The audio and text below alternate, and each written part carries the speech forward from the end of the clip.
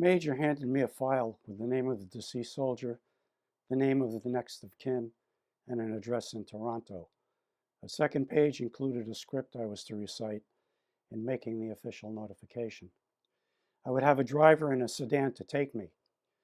Never having done this, I didn't need to be told that it would not be a pleasant experience. We started out for Toronto in mid-morning on the rain-dampened Queen Elizabeth Way at high speed under an overcast sullen sky. The address was in a two-story garden apartment complex on the edge of the city. I reviewed the brief statement before I got out of the sedan.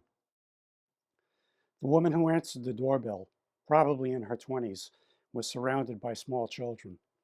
She looked tired and worn. When she realized why I was there, she began to cry. She invited me in and we talked for a while. She said they had plans to marry when he returned from Vietnam. I told her I would have to notify his parents, and she offered to show me where they lived. We got in the car and headed across the city. She wept and told me that she did not get along with his mother.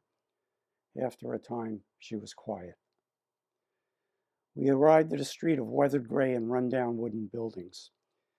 She directed my driver to pull over, and as soon as the car stopped, she was out the door and running down an alley between two of the buildings. I was alarmed that I was losing control of the situation and quickly followed. She began yelling, "He's dead, he's dead!" Before I could catch up, she rounded a corner and was out of sight. Then I heard a woman's voice shouting, he's not, you're lying, he's not." When I reached the back stairway, his mother saw my uniform and knew it was true. I climbed the stairs as the shouting continued from the third-floor porch where they both now stood. As I came to the steps just below the porch, his mother started down at me, shrieking unintelligibly, her arms flailing, reaching for my eyes.